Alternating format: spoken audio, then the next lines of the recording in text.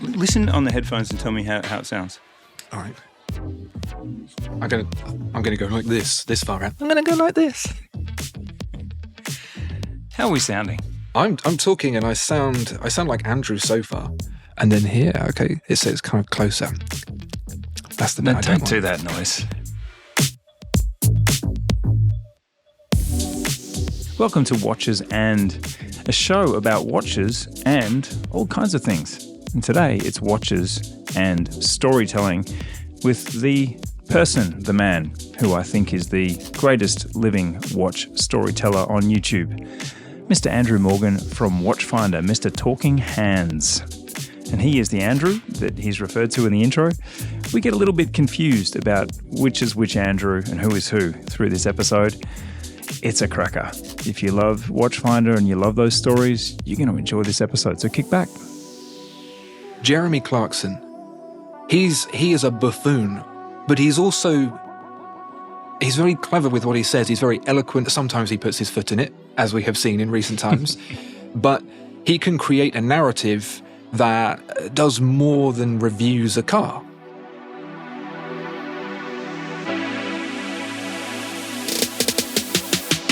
And you know what? That's exactly what has made Andrew Morgan, if not a household name, because most of you are probably scratching your head thinking, Andrew who?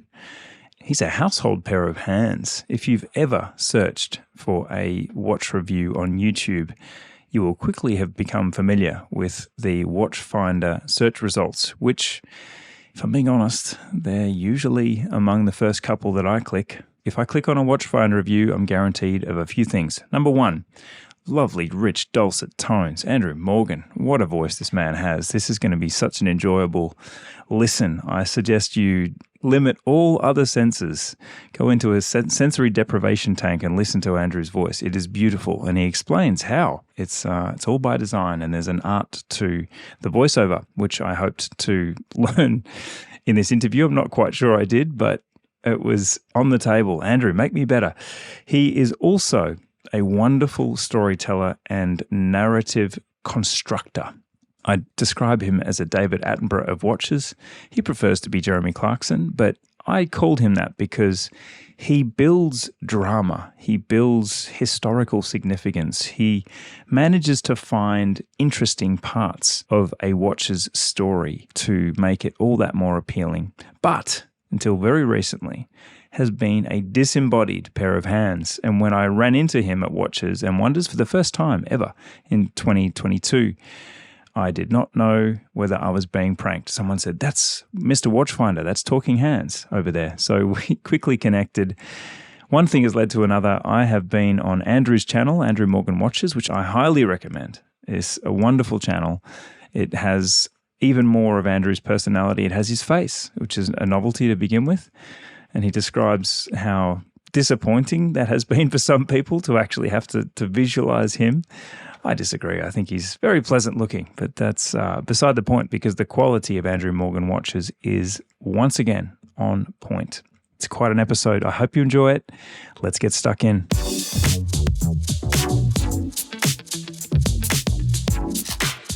I want you closer. I want you to sound more like Andrew from Watchfinder. You'll get quite a bit of mouth sound from me if it's quite close. I usually record from here. Oh, do you? Yeah. Huh. I record from here and I talk a bit louder to try and avoid like sounds. Because otherwise, Andrew, if there's one person in the world I'm going to take tips from, I'm sitting next to him. So anytime you think that I could be better at what we're doing, just tell me, because I like to sit on the mic more because I love that richness of the tone when you get in close. Yeah, well, I used to use a condenser mic, kind of the more stand-up, old-timey, kind of microphone. And the crooner mic. Yeah, and they really get nice and warm. When you get in closer, they get really nice and warm. But I found with this, when I get in closer to this style, I think this is a dynamic. It gets a little bit muddier. And actually, you don't lose too much coming back a bit further, but you do make your life easier not getting all of the Why don't you sounds. Listen on the headphones and tell me how it sounds. I'm gonna go like this far out. I'm gonna go like this. How are we sounding? I'm talking and I sound like Andrew so far. And then here, okay, it says kind of closer. That's the bit I don't want. do that noise. But that's But which Andrew do you sound like? I have a sticky mouth. Yeah, you can level this up with. I get a bit more room sound from out here actually. Boop. Yeah, and then here is. I can do my early morning radio voice.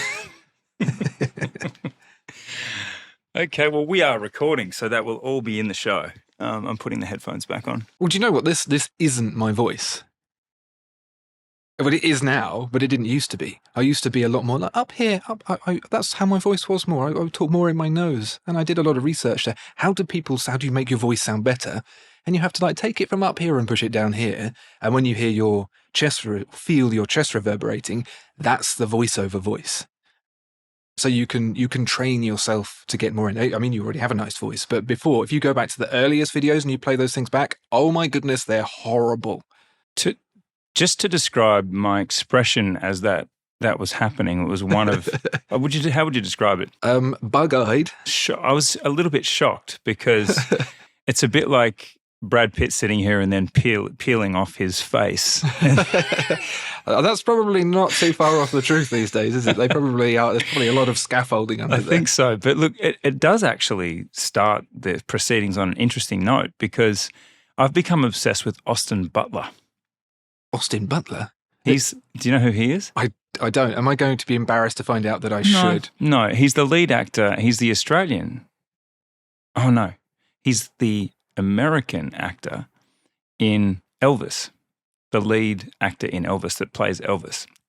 And there's some wonderful memes going around at the moment of before and after. Before Elvis and after Elvis, his voice. It was an octave higher before he played Elvis. And now his voice has dropped. It's as if he's sort of hit puberty during the show and just come out like a different kind of man because his voice is lower, it's deeper, it's southern, and it's so much deeper and richer.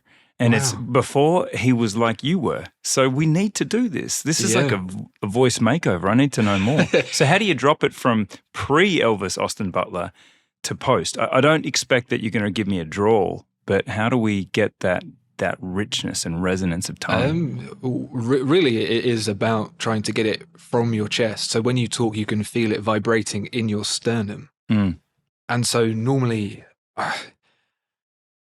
sitting up straight, filling your chest full of air, and then just pushing it out from underneath, as opposed to feeling like it's all coming from up in here. If you don't feel it down in here, and you feel it kind of is more in between your ears, and you feel it more closing in the back of your nose, then that's when you get a voice more like that. Okay. And also, whenever I have a cold, I always try and shout a lot to see if I come out the other side of it with a better.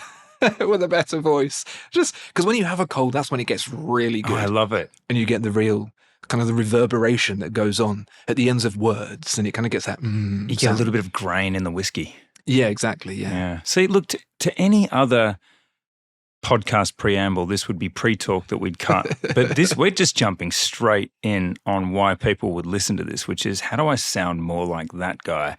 So I'm going to leave all that in. Fair enough. But I am going to now welcome you, Andrew Morgan. Hello. From Watchfinder. Well, thank you. Yeah, thank you so much for having me on. It was a great surprise to be invited, and it's really nice to be here in your displaced house. Look, to describe the scene, we are in a house in Chiswick. There is a big illuminated love sign on the wall in globes, almost like it's at Moulin Rouge or something. Yeah. It's quite a theatrical spot. What are you saying? Presumably those are pictures of someone else's children. This is an Airbnb. They are not my children. And all of my children are not here, which is, we have limited time. So I will be watching the clock as we do this because chaos is about to reign again. But no, welcome to my London criminal lair. I would like to start by complimenting you quite effusively. Thank you. I consider that you have been responsible for progressing and changing watch culture dramatically. And let me tell you why.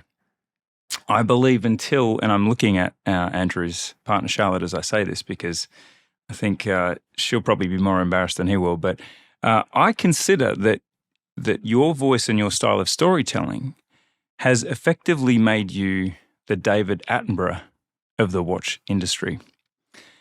And I say that because not only do you have a lovely voice that is very recognizable, you also have a style of talking about watches and storytelling watches that is far more accessible and interesting than anything that came before it. So that is why you are here. Well, thank you. It's very strange and surreal as an experience because, as you know, I've been buried behind a camera for so long, working with a small team, and it's been a very insular experience. We make videos, the videos go out, we see analytics, we look at them very briefly because we're busy making the next videos and the next videos and the next videos. And especially through things like coronavirus, it's just been head down, knuckle on. And as an example, like trying to change my voice to make it better and improved is the incremental approach that we take to everything that we do. And it really takes just that insular look, just how do we improve? How do we improve? And we never take a moment to go, and look out. But that's kind of changed for me recently with the creation of my own hot plug, my own channel, Andrew Morgan Watches, go subscribe, because I've now started to look out and start to mingle with people and make friends and meet people, and it's absolutely fantastic. And the strangest thing about it is I come to talk to you thinking like, oh, this is Andrew, he's like Time and Tide, this is a big deal. And then I sit here and you go, oh, you're Andrew also, and this is a big deal. And we're here admiring each other's butts like dogs. Yes. Well, look, that's a horrible image.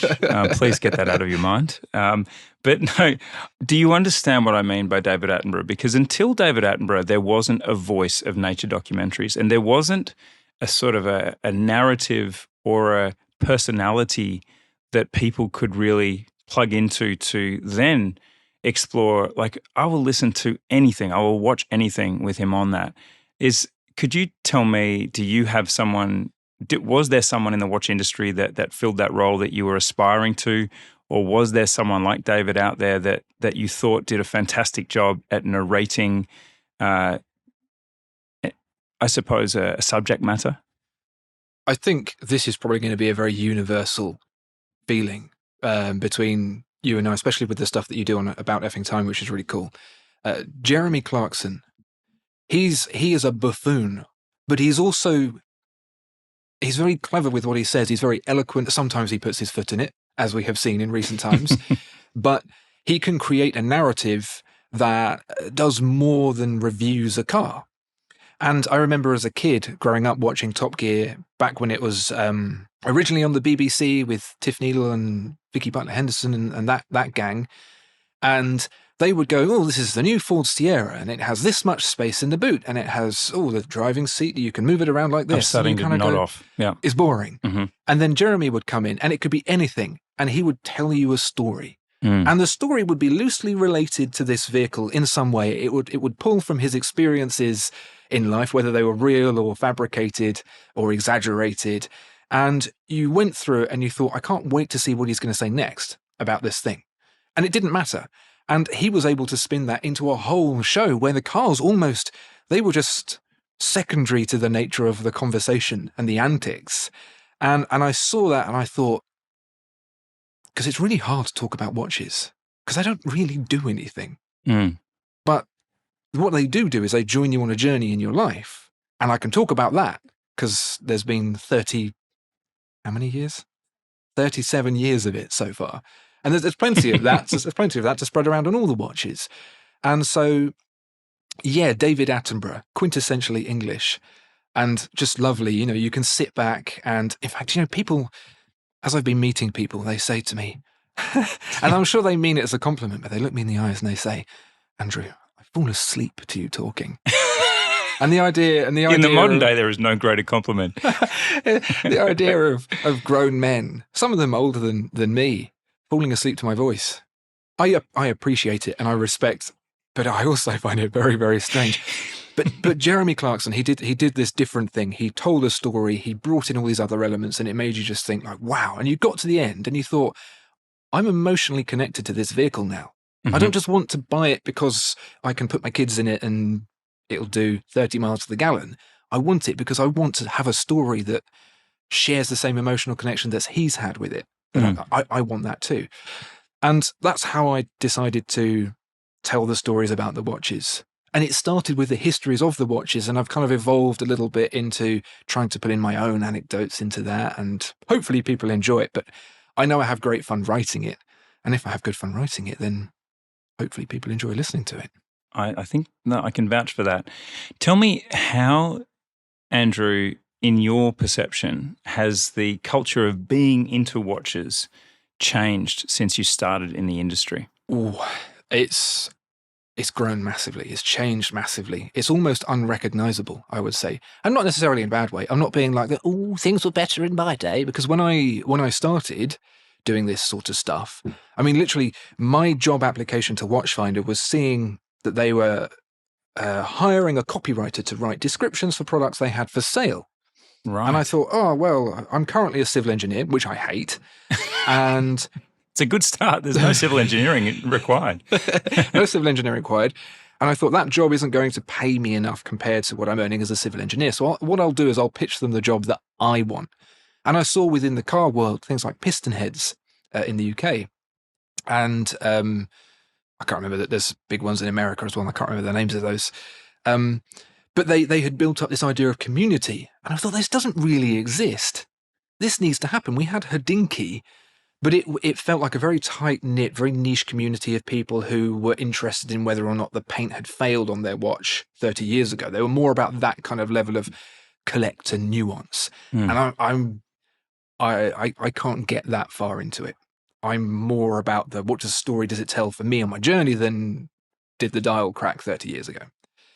So I thought there's this big blue ocean, and I pitched this idea of a community to Watchfinder, like blogs, videos, forums, everything. And they said, yeah, they actually took a chance with it. And so built it up from there, really. And how that's changed is, well, one, watches as an investment. That has just, it's made watches mainstream. It's made Rolex a mainstream brand. It's a mobile asset class. Exactly, yeah. And back when I bought my first Rolex, I paid about £2,000 for it, and people knew what Rolex was and knew that it was expensive. What was it? Submariner 14060M. Nice. Yeah. It was really nice. And I massively regret selling it because I can't afford it. I've done the same thing. I and I can't bring myself to pay the overs. No. I didn't know what monstrosity it would turn into, because I really do think it's ruined now.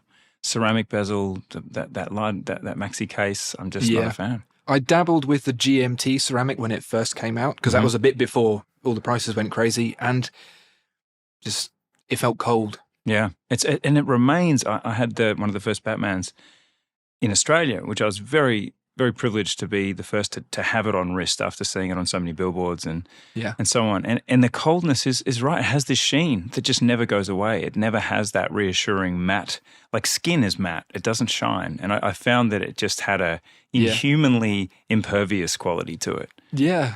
Because everyone was so, I remember with that original, it's not original, but the Ratley bracelet generation of Submariner and before. The aluminium bracelets that the aluminium bezels and those bracelets that would just sort of stretch in no time at all. Yeah. You'd hold them on the side and see this lovely curve sloping off. Yeah. And people used to complain about the quality of a Rolex watch. And having dug in much further into it, the whole point of Rolex wasn't to be a luxury item. It was to be a rough, rugged. They were Crocs. They would do anything. You could put them through anything. They would be fine, but they weren't particularly attractive things. And that was the great appeal of them. And now they feel much more like a luxury product. And that's where I think the industry has gone. It's luxury. It's investment. It's a repositioning of the whole category. Yeah. But what that's done is that's made it possible for for more community creators to join into the industry. So take someone like Nico. He has done, I think, the next level of what we did 5 or so years ago by going, okay, well, it was all the niche collectors before, and then Andrew and team, they've kind of worked on making it a little bit more like, people who like watches but don't love them to the nth degree of every reference number, now they can join in. Now we're the old guard, and people like Nico are coming in and going, right, and kind of the stuff you do with About Effing Time as well. They're coming in and going, let's make this appealing to people who are just discovering watches for the first time because they've heard about the investment stuff. They've heard it in the media. And to be honest, that's something I need to catch up on. That's something kind of being left behind on a little bit. I don't want you to change, Andrew. If you start like trying to wear, I don't know, it's sort of the David Attenborough didn't have to evolve. I've mentioned him just so that you can keep him as a spirit animal, because if you start doing Nico videos, I'm going to be very upset. Well, it'll always be, I don't think we'd necessarily do Nico videos specifically, but it's always going to be as well as. Mm-hmm. We're never going to get rid of that core thing, because the way I see it, it's a journey. Like in marketing, they talk about funnels. And at the top, Nico's there going, rah! Oh, I'm so angry. With his top off. Yeah. With his top off, yeah, like slapping his chest. And there are people going, oh, what's that? What's that great racket? Oh, that's Nico. Oh, I'll watch that. This is fun. I'm picturing him on top of a building, actually, holding onto the spire. Like a lot of people can see it. And he's holding on to me. Hi, Nico. And I'm going, put me down, Nico.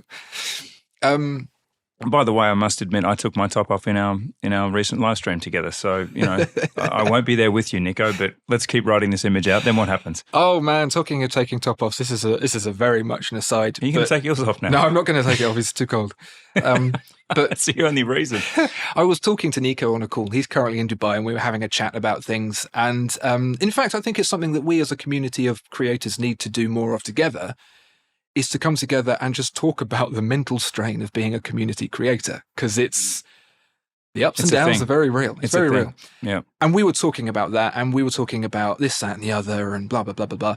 And he mentioned, oh, we're doing some work with Behrens, this interesting Chinese watchmaker that's doing some crazy stuff. They've done some collaborations with Konstantin Chaikin, and it's kind of like an interesting thing, and I'm interested. And he said, oh, he does this. Nico goes, oh, I know that person. I'll phone them up now. Sometimes he does that while I'm on the call. Sometimes he does it to me. Yeah. You know what I'm talking about? You get a Nico it's a call, flex. don't you? Yeah. And he got this guy on the phone, and he said to me, he's like, oh, I'm just going to phone this guy, a guy called Soup. He's out in China. He might not be wearing any clothes. And before I could ask why, the Soup answers, and he's there, and he's like, I'm really sorry, I'm not wearing any clothes. And I'm like, Nico, how did you know? Is this metaverse? Multiverse. And Soup clearly was called out of the blue. And so it doesn't sound like it was an unexpected outcome, though. Well, Nico did know, so it was odd. And so I said, Soup was really uncomfortable, and he was like, oh, let me go and put some clothes on. And I said, look, why don't we all just take our shirts off and we'll just have a shirtless call? And so in the end, Nico, Soup, and I were sat on this call chatting about watches and stuff, all with our tops off. Yeah. Never did find out why, though. It is odd. Obviously, the culture that we're discussing is somewhat uniform, because the last time I saw Nico, we both had our tops off as well. So, and that's still on YouTube, which is horrifying, but the team won't let me take it down. No, the culture has definitely shifted. It's opened up. There are different communities and different communicators. Yeah. And I suppose, the challenge will be continuing to grow these communities when the members of these communities are so different.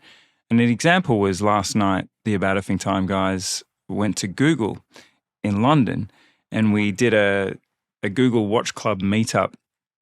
And the coolest part about that was that it was purely... They had responded to the episode about milestone watches, and they'd each brought milestone watches that were personally meaningful to them.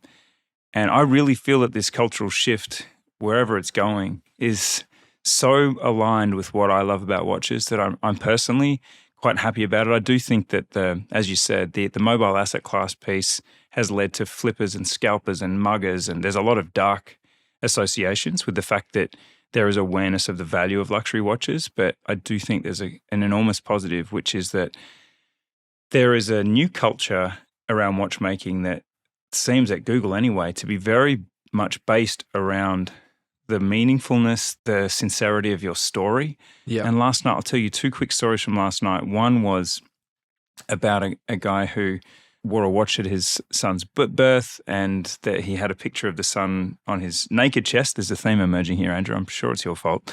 And he talked about almost having that moment. You remember that story from Hodinkee, that poor vexed chap. Rushing back to the house. Rushing back to the house. His wife's in labour. Compromising his wife's health and life to get a GMT Master 2 on the wrist just in time. Yeah. It was similar to that, but it was a little more wholesome. But then there was another one about a friend. There was some really personal stories I won't share here, but there was another about finding 14 boxes of Lamania watches that was new old stock from the 1940s. And he had one of those with the strap still so stiff. The leather from the 40s was still so stiff that it would barely bend, which very much verified everything else was completely untouched and was true. But the strap really brought it home. But I so enjoyed this new cultural nexus of people coming together to talk not about how they progressed through their watch journey to this Aquanaut that they wear now, which is a valid story. And I'm quite interested in hearing the way people flip up to great pieces, or I don't know, some of the more kind of machismo watch tales. They're all fine. Yeah, how I made money and look cool doing it. Exactly. But I think very much last night there was a sense of the best story won, and it had nothing. One of the Google employees had a pair of Ray-Bans that were teal that she cherished for 10 years when she was studying for her PhD. And one day they broke on the bridge. She went into detail about how she tried to. These glasses were like a talisman for her, and her response to them breaking was, "Well, I have to get something else teal." So she went and she went and put her name down for a Tiffany OP36 Rolex. And the story she told because they said, "We'll put you on a waiting list, but please just be aware that this is unlikely to happen for you because you've never purchased at this AD," that old story. And then she said, thank you for putting my name down. Let me just tell you why. And she regaled them with this heartbreaking story of sunglasses. And 2 months later, she got the call and they said, look, we've kept talking about those broken Ray-Bans and we feel that you're bereft. Here's a Tiffany Blue Oyster Perpetual 36 for you. So again, just great stories. Yeah. So hot tip there for jumping the waiting list. It's like reality TV singing shows. You need a sob story. Yes, you do. And, that's lovely. Or something just quirky and touching, because in that case, again, she had a picture of herself with the sunglasses on and then a picture of the watch, and they were perfectly color matched. But I think it is an age of where there was no sense because certainly Time+Tide in its early days was anathema to what existed, which was watch media that felt very exclusive. Yep. And very much there was a required amount of knowledge to engage, and that you'd better not be caught short, and that there was really only that culture around watchmaking that was being involved in forums or having an air-cooled Porsche or, going in with a merino sweater around your neck. There were certain accoutrements that were just necessary. And also knowing a spider dial, as you said, how much is the paint cracked on your vintage Sea Dweller, and in what pattern? So those days, I wanted to be over very quickly, and it's so interesting to see that as the number of people into watches has increased, it has become something of an age of storytelling, and that is definitely something I want to drill down to with you. Now, if you'll allow me, I want to ask some very specific technical questions. Okay, right. About I thought you were going Watchfinder. to say personal questions there. Oh, there will be. You're not getting off the hook, that's for sure. Intimate questions. No, well, these are intimate I want to know, as a Watchfinder viewer, and as someone that has always had questions about your content. Do you want to see behind the curtain? It's grim behind that curtain. I can imagine. I imagine it's like Punch and Judy, where it looks like a great show with the puppets out the front, but at the back it's just a homeless man being whipped. Exactly. No, tell me, do you record? These are technical questions. Yep. It's just, they don't have to be long answers, but I just want to reel through everything I've wanted to know about Watchfinder and your style, which is the talking hands. Yeah. Number one. I should start a clock, shouldn't I? Actually, what watch are you wearing right now? Oh, you don't have one? They're all there. Okay. If you want to know what watches Andrew was wearing and his partner Charlotte when they walked into the house, you'll have to listen to 5 That Tell My Life, which also features Andrew Morgan. I am going to ask these quite quickly. Do you do the audio record and the hands at the same time? No, audio second. Oh, I want to ask a follow-on question. I'm not meant to. How do you do the accents with the hands then if you don't know where the words are going to be? I've done it so many times I can bob my hands in a way that looks like I'm talking. I'm usually just talking to someone else about something completely different, and I bob my hands along to that. And I think as well, when we originally did the bobbing hands, people said, "Oh, you're not doing it to the voice," and I was. And I quickly realised that people were going to think it wasn't right anyway, so it didn't matter. I see. Excellent answer. Do you get manicures? I had to learn how to do it myself. Any tips? Have a wife who's really good at it. Okay. And then she teaches you. Cuticles. That's the secret. Get rid of the cuticles. I don't do it too much now anymore. Is that the white bits? Yeah. In fact, since I've been doing it more, they've managed to stay better. Moisturizer as well. Keep your nails short. Cuticles, moisturizer. Excellent. Do you retain a lot of the information from your research? Is it still on tap? Some of it, but I have a terrible memory. I once forgot my wife's birthday on a call to the insurance company when I was calling on behalf of Charlotte, and they said, okay, yeah, a security question. Can you just tell me your wife's birthday? Gone. May as well have asked you the previous Prime Minister of Chile. You might actually know that, do you? No. The extraordinary thing about that admission is that his wife is here. So obviously they have a fantastic open relationship. 24th of January. There we go. Nice. It's fairly recent. So he just checked his phone to get a lot of stuff does stick, but I took this. So what you might absorb about me is that I'm very fastidious when it comes to details. Like I'm obsessed with things, which is why I like watches. And that's why I became a civil engineer. I didn't like it because of bureaucracy, but part of civil engineering is you knew all the information, you knew how thick a course of bricks was or whatever, but you always checked. Every time you wrote it down, you checked just in case, because otherwise it could cost millions of pounds if you made a stupid mistake. And that's the same process I take. I think I know this. I'm just going to double check. And the really great thing about that as part of the process is that oftentimes I'll go, wouldn't it be really good for this story if then Hans Wilsdorf did this? And I go and Google that and check that and find some different sources, and I find out, actually, do you know what? He did something kind of like that. That works for the story. That's great. And it gives you those nice little asides. Those asides are my favorite. And often they're so tangential that I'm like, why are we here? But I'd like to test you. I would like because sometimes people at a dinner party will just drill me on something very obscure. Yeah. Look at my body language right now. Close down. He's locking up. He's locking up. He's in like a UFC pre-fight position. Don't do reference numbers. I cannot do reference won't do that. numbers. I would like to know your telling of, Charlotte, would you mind taking that Casio? Would you mind just starting the timer? Do you know how to do that? Is there there'll be a stopwatch? There is a chronograph on it. I'd like to give you 3 minutes. Just start now. Here we go. And we're off. Tell me the origin story of the Swiss watchmaking industry in 3 minutes. Oh, that's a good one. Yeah, I like that one. So the Swiss are great copycats of everything. And watchmaking is one of those things. Because watches were originally made in England and in France predominantly.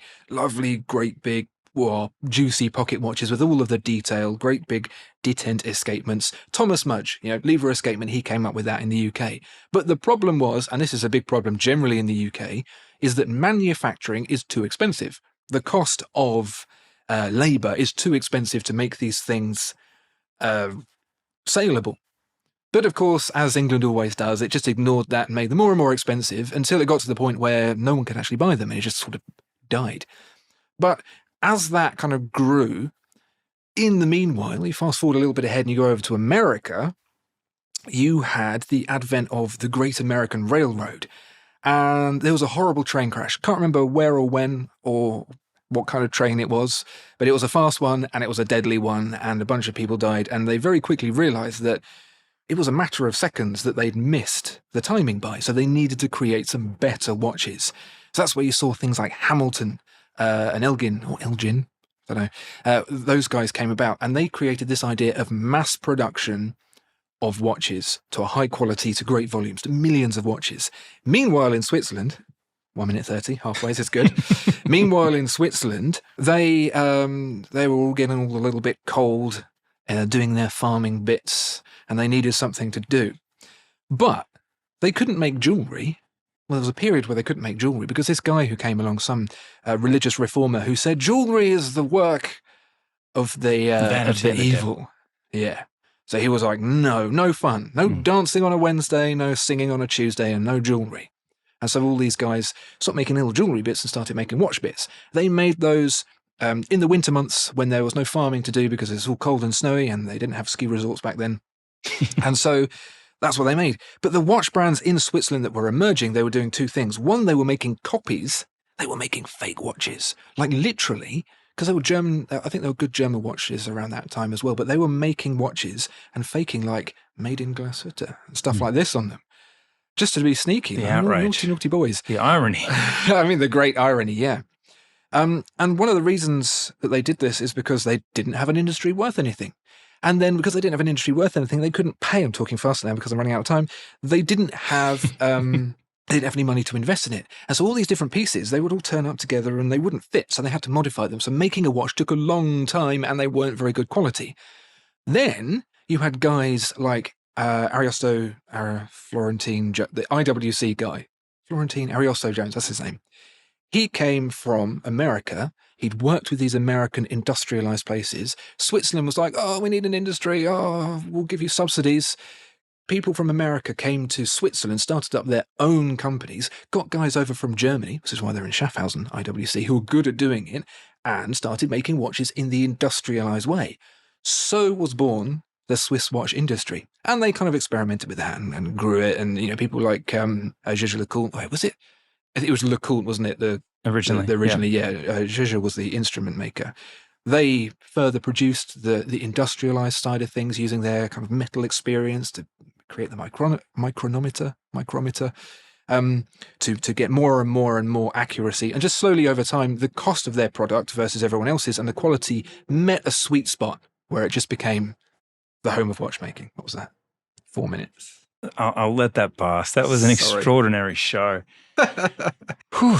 I didn't breathe for that 3 minutes, just thinking, how is he going to do this? Focus. There it is. Oh, yeah. Hopefully that hasn't changed my AE lock. Now, when you're at a dinner party and someone says, so, Andrew, what do you do? And if they haven't already said, I hear a familiar voice. Is there a particular story that you lean on to get someone interested in or marveling at the Swiss watch industry? What is dinner party? Do you mean McDonald's? No, I'm more a social occasion around a dinner table. I mean, it's so busy that social occasions don't happen. Okay, let's transplant that to anyone that's asking. Yeah, but I can't. So here's the really weird thing, and the reason why I'm probably more fanboying about being here than you are in your strange murder home. So Watches and Wonders last year. That's when we met the first time. It is, if you recall. And I was just so overwhelmed by several pictures. I was quite shocked myself. So that's the first time I'd met anyone.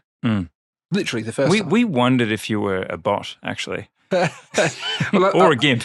I think a lot of that's not, those two things aren't mutually exclusive. Not in the future. I'm pretty sure there'll be GIMP bots for sure. I think get the URL right now. So that was the first time meeting people. We were literally in this insular bubble making these videos, churning them out. And that was the first time we'd ever gone out and met anyone. And it was a real privilege to meet the people whose content we'd grown up on and see them all for the first time. And so this idea of talking to people like yourself is still very, very new. It's like a year almost to the day of that first I'm going to include that picture in the show notes because we look quite excited to see each other. It's really it was a novelty because you were a bit of an enigma in the sense that, let me just check my notes. You have had 197 million views of Watchfinder videos. That's a lot of audio from someone that doesn't have a face. So to meet that face was quite a shock. And it was a good shock because the good news from that meeting was that you're coming out. If this is a GIMP analogy, the box is open. Yeah. Here I am. Take it or leave it. Yes. Yeah. So to be honest, I know people don't believe this necessarily, but it has been a wild journey this last year. We've done a few events as Watchfinder now as well and met more people there. And I still can't get over this idea that people know who I am. We've been into watch shops and people are like, oh. So tell me about that. I did have a question here. Tell me the last time or the most interesting time you were recognized just for your voice. Because obviously no one comes up to your face until you speak, right? Well, they do now because I have my own channel where this is on show. Wow. So, and I've been surprised how quickly people have discovered it. and latched onto it. A lot of people say that I don't look like what I sound like. And they usually pitch that statement in the negative. Like, oh, damn, well, you ugly. Yeah, you ugly. No, that's. I'm not going to say that. I felt that there was some simpatico there between the two. Tell me about Watchfinder. Let's just get this out of the way. I'm happy to do this. Right, yeah, sure. This is not written into the contract. There is no contract. What is Watchfinder's place in the world? Why should people buy from Watchfinder? People should buy from Watchfinder because it means that I get a salary and I get to do what I'm doing now. It's a good, honest answer. Back to you. But the reality is that Watchfinder was born. The guys who hired me were the guys who created Watchfinder, and when they created Watchfinder, they created it at a time where online buying and selling did not exist. It was meeting some guy from a forum in a bank and just hoping that that guy didn't knock you over the head with a brick and take all your watches and or money. And they really wanted to create a safe space to do that. Now that it's a bit like what we do with the channel. Now that seems more ubiquitous. But it was, for me certainly, and especially in the UK, it was the first place you could really do that. And part of my role at Watchfinder is to find that next level of what is Watchfinder for when it comes to community. People can buy and sell, and we all kind of take that thing for granted now. But really, it's... And the way I kind of pitch it is like this. Watchfinder sells pre-owned watches, buys pre-owned watches. Pre-owned watches only exist because the new market exists. The big boys, they're all fine. They don't need to worry about us. We're not an issue. But the future generation of watchmaking, and the part that excites me the most, and the part that when I see the asset class situation with Rolex, the reason why I don't get sad about that is because you start to see people, individuals who are now able to make watches and sell them on Instagram and make a business out of that, making real awesome horology. And that is so exciting. And they are the future of the industry. And those are the people now that I'm thinking, we as Watchfinder have a social responsibility to support them. So we have a business that sells the kind of watches that you expect, but we need to start working more with these people. We feature them in videos, but we want to do so much more with them to help them grow and help them have a platform, because one day their watches will become the pre-owned watches of the industry. FP Journe, huge, wasn't 10 years ago. 10 years' time, Felipe Piccolic, Min Who Knew, those kinds of guys might be the next people like that. And one, I want to be a part of it because it's fun, and I really enjoy the passionate side of being able to talk to the guy who's making this stuff and, make suggestions and feel like I'm a big shot. But two, if those are the guys that are coming up next, if Rolex disappears into the ether and leaves behind all the guys who buy watches for £2,000 to £3,000 to £5,000, then we need to be there to support those micro brands, those up and comers, to make sure that there is a future for everyone. Wow, that was quite presidential. Thanks very much. Yeah, but I genuinely believe that, and that is. I've taken on more and more of a senior role at Watchfinder, and that's my focus. Like, the business operates to keep itself funded, to keep itself growing, to keep itself going. But the future of the actual, the essence of the business, still the same mentality as the beginning, providing a space for the industry to come together. But this time it's kind of reaching out even further. Let me sit side by side with you at the bar and have a beer as a fellow journalist. It seems to me that you get an unusual amount of time to craft a quality product at Watchfinder. Now, this is something that may be, you are rubbing your hands with glee. I'm about to have my illusion shattered. You do 7 videos a day. I would like to know, is this possible? Because as a journalist and as a media person, this is not the case. It is a case of how can we do it more cheaply, more quickly, but to the highest standard possible.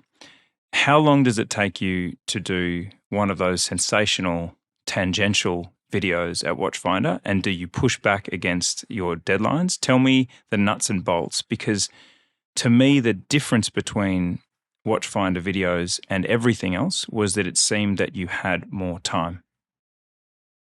Well, it's nice for you to say that, because it's a compliment in a way. It's a flat-out compliment. And I really hope you say, yes, they allowed me 2 days or 3 days per video, because that's how it seems. So the channel started on a lunch break. There was an abandoned office upstairs, deep in the heart of Maidstone. And where's Maidstone? You don't want to know. It's completely irrelevant. If you were to head towards Dover from here, where you are now, and decided for some reason you needed to stop about halfway, you'd probably be in Maidstone. And it's So you happen to be from the village where the founders were. I commuted a little bit, but it's around and about there. Yeah. How lucky are they? That was meant to be rhetorical, but I was just getting flashes of Stuart's very big house. Because obviously he's sold up and he's living the life of luxury now, and definitely won't be listening to this. He'll be on his yacht somewhere. But so what was I saying? Yeah. So we created this thing on a lunch break just to see, because we knew that there was some kind of organic growth. We didn't have budget at all. And we knew there was going to be like an organic opportunity on YouTube to grow a community without having to spend any kind of marketing budget. And we had a small camera set up, like a DSLR, which we use for the product photography for Watchfinder. And so basically what we did is to pull apart all the different aspects that are required. Writing, videography, lighting, all the storytelling, all of those little nuances. How can we do it as cheap as possible and as quick as possible? This is a much more a technical aspect of the creation of the videos, but it's really about the efficiency. How do we have this much content produced in this amount of time by this many people with this kind of budget? The only way to do it is to find those efficiencies.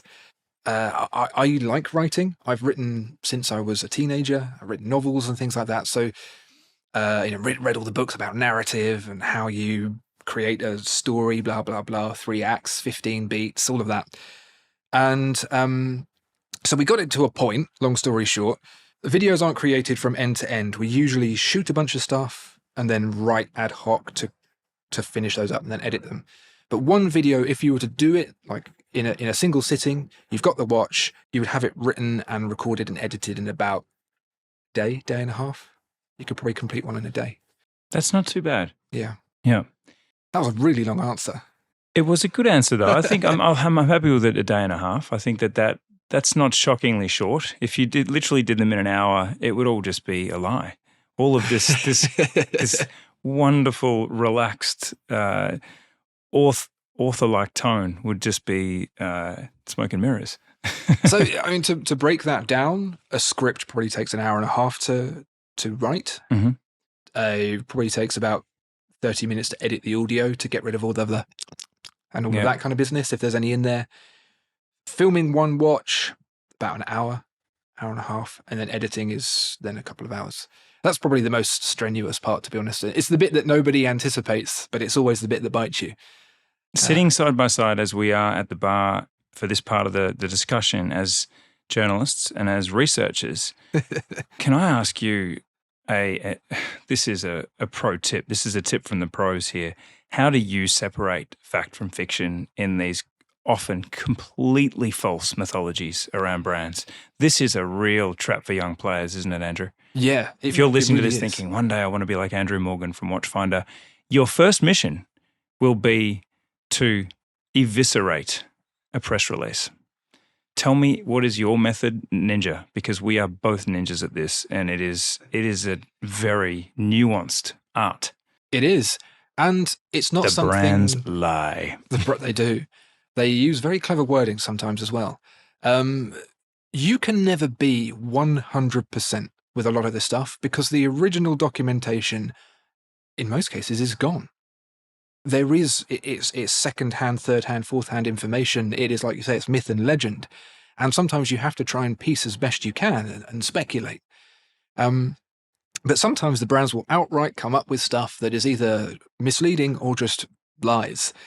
And they will roll with it until another brand that's involved jumps in and says, hang on a minute, we did this first. And so things like the first wristwatch perpetual calendar, was it Breguet? Was it Patek Philippe? Ooh, and they all have kind of like a little twist to their first as well, don't they? We did the first one on Wednesday with a full moon in a can of baked beans. Mm. So the way that I do it generally is to find as many sources as possible. on the same point. And not just sources that look like a copy and paste of the previous thing, because you'll find there's different websites that are like 10 things you didn't know about Omega, and it's word for word the same thing that was on another website that was 10 things you didn't know about Omega, and when you drill back, it's wrong. But someone has said it, and so it carries on. But you can never entirely be sure. I watched a documentary on YouTube the other day about the pyramids and this hidden room in the pyramid that they have detected. And the Egyptologists, like the Egyptologists who make up the information that goes in the textbooks that's taught to children in schools, had different understandings of what they thought was true. And some of them continue to perpetuate stuff that others said is flat out wrong. And that's ultimately the situation we have here. It's not always going to be 100%, but you just do your utmost best to get there. And if you were to choose one brand that tells that tells the best stories, or the most storied brand, who is that? Who do you love when something comes across your plate from the team and they say, we'd like you to do 3 videos on this brand? Which brand are you most wanting that to be? Well, this is going to be a really drab answer, but Rolex, but not because of the reasons that people will think it is. Now, Hans Wilsdorf was predominantly a marketeer, absolute genius, and wrote a 4-part book about being a marketeer. You know, like it wasn't a secret. He was just really good at product placement, understanding the market, celebrity endorsement, all of those kinds of things. And a lot of that has turned into Rolex is a great watchmaker. I mean, if you were to revive Hans Wilsdorf now, he'd say, no, we're not. We're just really good at being in the right place at the right time. And I love those stories. Because when you go on the Rolex website and it says Rolex created the first something, something, something, that sentence is always the first self-changing date in an automatic watch with on a Wednesday. Exactly, yeah. And you go back and you find out that what actually Rolex did is they saw, oh, someone's made this thing. That's interesting. They've not patented that first. Let's get in there first. Give it a really flashy name. Let's advertise it in a really interesting way. We're the first, exactly like Apple does. It worked then and it works now.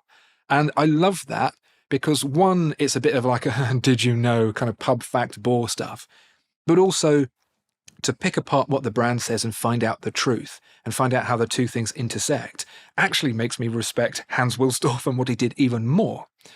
But from a pure watchmaking perspective, if we were to take away... Because let's separate that, because effectively you've just said Rolex has the best marketing. And in a sense, I would say, if you look at the great brands, let's look at Swatch. We have, there were lots of people involved in the creation of the Swatch. Watch, and there's a lot of false mythology that centers that on one person, for example. However, we do have Mr. Hayek at the center of that storm. Of course, yeah. Pulling together very different forces and embodying and being the figurehead for that launch.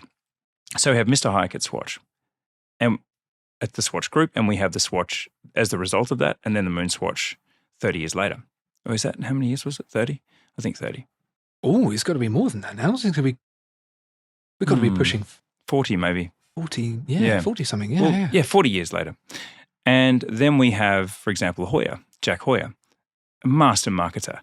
And he chose the Carrera name just because of the onomatopoeia, the way it sounded to say Carrera. Yeah. And when I said to him, tell me about this name Carrera, he just kept saying to me, Carrera, Carrera. I'm like, I get it. Are you all right, mate? No. As he said it, I'm like, that's a great name. I needed no more. But again, a lot of his great creations were from a marketing point of view. We have Biver, a great marketer. So if you look at this, we have a consistency of brands with high cachet, high value, and I would say a certain amount of power that sustains them is maybe a bedrock of great marketing. But what brand has a great story that doesn't have a great marketer? Well, that's the thing, really, because coming from what you could call what I do is marketing, and coming from a marketing background, reporting to a marketing person, I don't think something can be good without good marketing, because marketing is effectively communication. And if something can't be communicated well, then how do I know it's good for me? How do I understand how it either connects with me emotionally or it improves my life in some way? And so that's what all the best brands really capitalize on, is not necessarily innovation, which is probably the most overused word in the Swiss watch industry, which is ironic given that it's all old cogs and wheels and springs. Just as long as you don't say savoir-faire. I can take innovation, just not savoir-faire. Savoir-faire, yeah. You can have great innovation, but if you don't package it up properly, it's useless. It's really useless.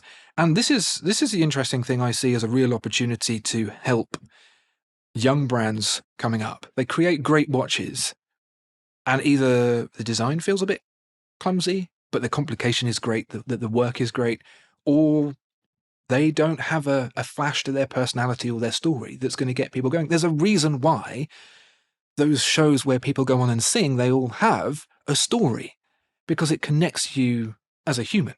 And like, we don't buy these watches because we need to know what the time is. We buy them because they connect with us emotionally. And that is what marketing does. So I really, really like Erlangenzone.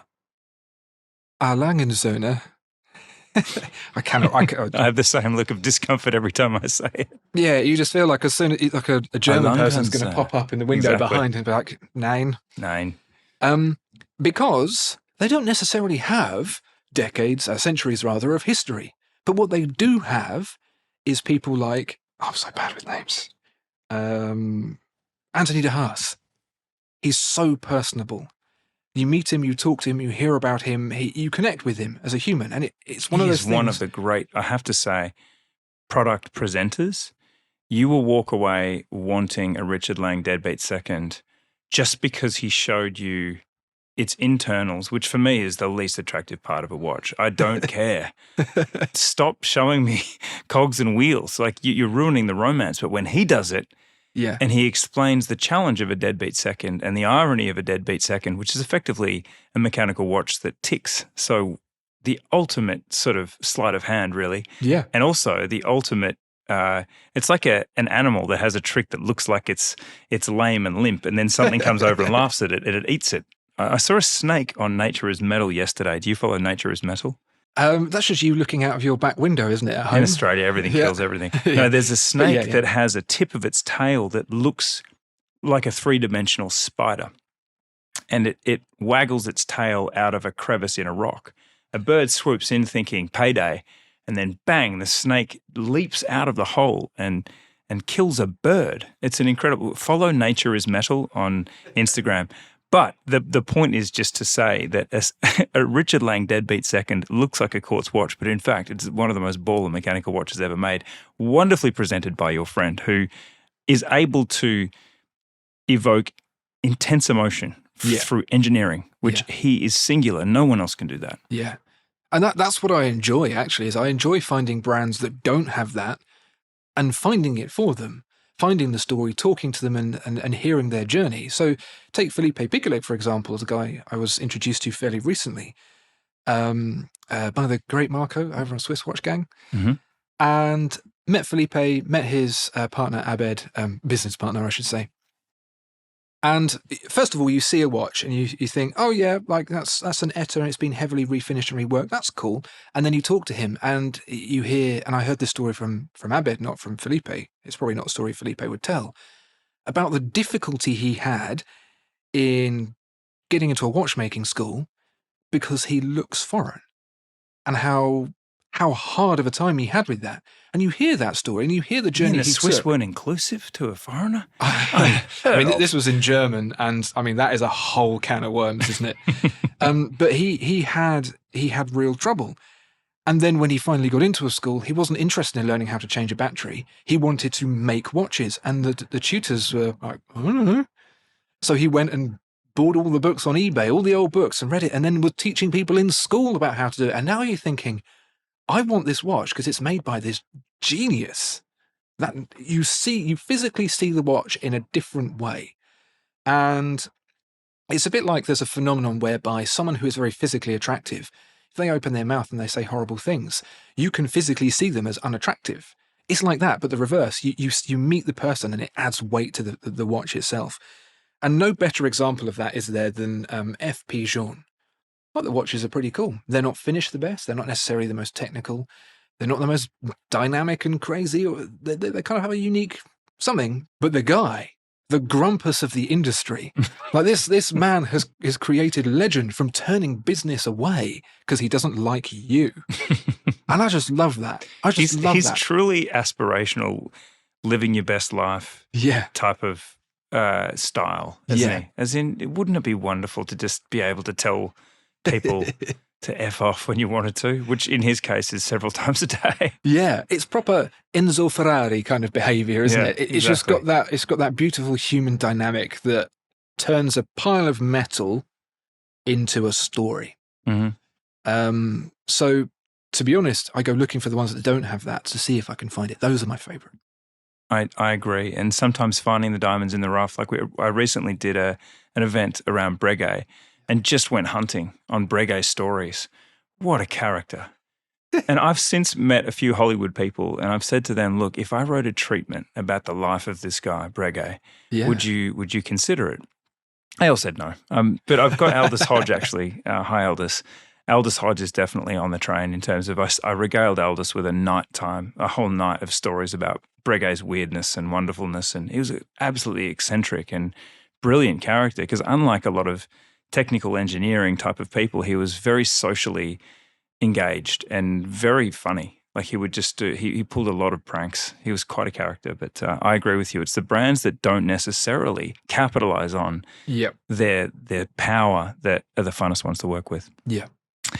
What helps you on a bad day? Charlotte, probably. Because it's hard being someone, like you hear it in your voice when you're off. I have hard moments, I think, as opposed to a whole day. I mean, Charlotte would probably say, no, you have hard weeks and you're a complete pain in the butt. But it's moments because when you're beholden to an algorithm, and that algorithm is elusive and ever-evolving, and oftentimes is actually kind of in the opposite of what you're trying to achieve. Like we aren't going for Mr. Beast, 10 million views. YouTube wants that. And so it makes it quite hard to do what we do and get the eyeballs. And then it means that you have to do certain things that people don't like using Rolex in the title, and everyone goes, eh. Not you, obviously. You were fine when you did it. That's what's hard. It's the swimming upstream nature. And sometimes you think, oh, yeah, this is a mentality. And I was discussing this with Nico the other day, and you probably have exactly the same. You go, things are going really well. It's temporary. And then it goes, and it always will go. The hard part is not thinking that the high is going to last, because at that high point, you just think, imagine if this continued forever. My thinking is, well, tomorrow this is going to disappear. And then when it disappears, you don't then think the same thing. You don't think, well, tomorrow this downturn will disappear. You think, well, that's it now. Game over. I'm here forever. Yeah. And what is the most times you've checked analytics in 1 hour? Probably for my own videos when they go out. The Watchfinder ones, we have 4 full videos. In fact, to your earlier question, when we do the podcast episodes, we can turn those around in maybe a couple of hours. Mm-hmm. Like those are streamlined.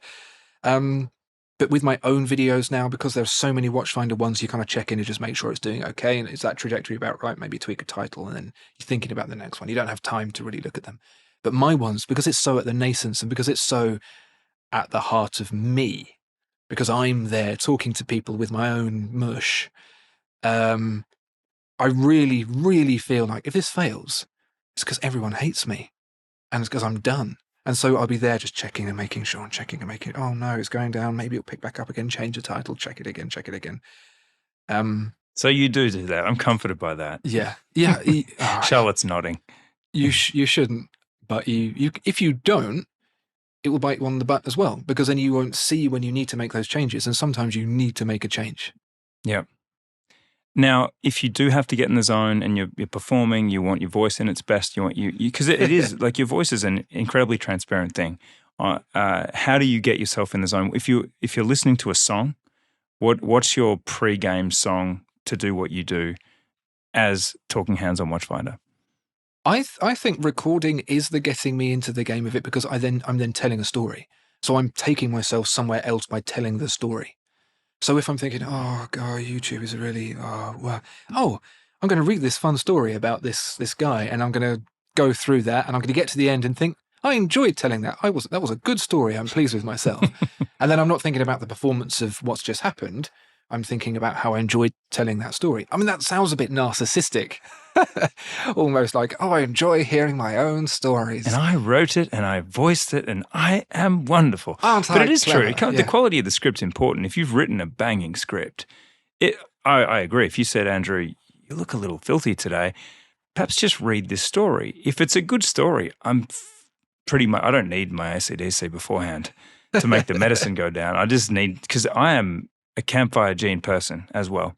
I can become attached to things for the strangest reasons. Yeah. And I don't fully understand the alchemy, the magic of storytelling, but I know that it works on me. Yeah. And I love when I can make that sorcery happen on other people.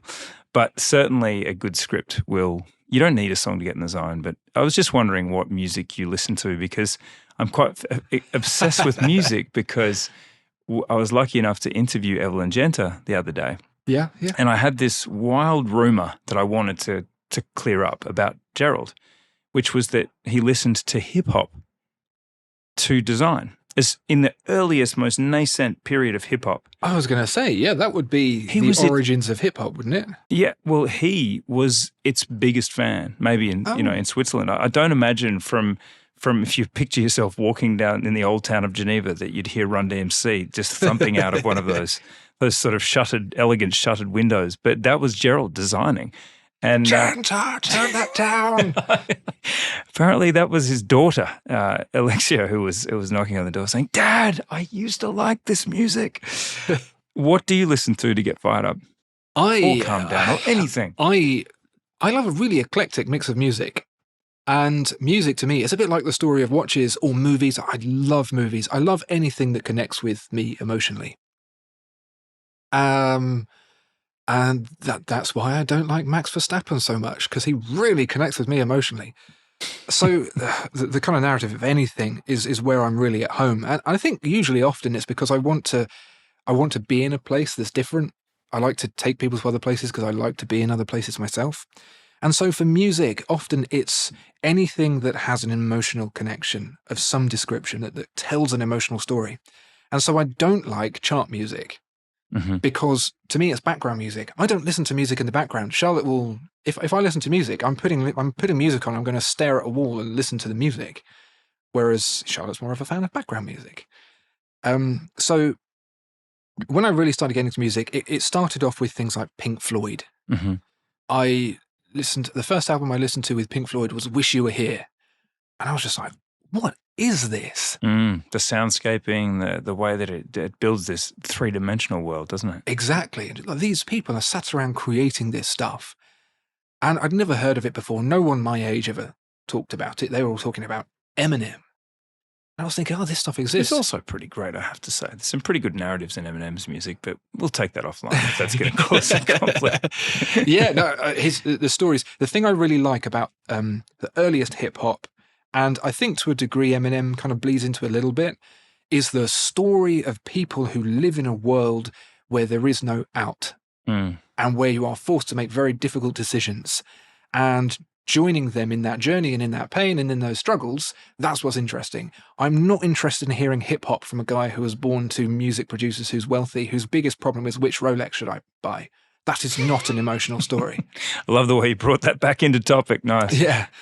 So again, like stuff like Radiohead, they're well-to-do boys when they grew up, but the sounds that they create, they take my mind in different places and they make me think different things that I hadn't thought before. You're a prog guy. I'm not that surprised. You're a prog guy all the way. But then I will happily listen to, I guess it's kind of prog in a way, Enya. Absolutely love Enya. Soundscapes. Yeah. Soundscapes. Yeah. It just takes you a place. It's very kind of music for a film, I suppose. So any kind of classical music that has those vibes, like Philip Glass, who writes scores for films. Who's the other guy? Max Richter, all that kind of stuff. Gustavo Santaolalla, who did the soundtrack for Babel and who's done the soundtrack for the Last of Us series, who does this amazing, desolate, desert-sounding sound. You would love him as well. Was he the guy who also did the music for the game? Maybe. With the funny kind of sort of Hispanic strung guitar. It could be because that's his thing. That reverby desert guitar sound is just superb. And speaking of that, I've recently got into going to pronounce this wrong, Kurungbin as well, because it takes me into a place. It's got some. That's sexy though. That's a different thing. I need to show you a clip of them playing the NPR Tiny Desk concert, which is if you haven't watched the NPR Tiny Desk concert series, you must, because it's basically an office room where they're literally jammed in amongst like pencil sharpeners and coffee mugs playing at someone's desk, and it's pretty sexual. We saw Jacob Collier do that. He's a great. I don't know if you're familiar. Too. Oh, yeah. What I love about him as well is that he then does an hour-long session of him in what's the software he uses? Odyssey, something like that. The music creation software. He just layers his voice a million times. Yeah, and he explains it, and he explains his thinking, and then he even tweaks stuff. Actually, I think I prefer it like that. And I love diving into the deep detail of that too. And that for me, it's music that feels like it takes you on a journey, not just you, but the creators as well. It makes sense. You're a story guy.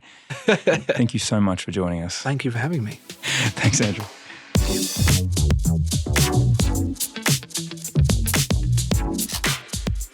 This episode of Watches and is very proudly brought to you by the Time+Tide Podcast Network. And it wouldn't have happened without the brilliant audio engineering of Mr. Darren Michael.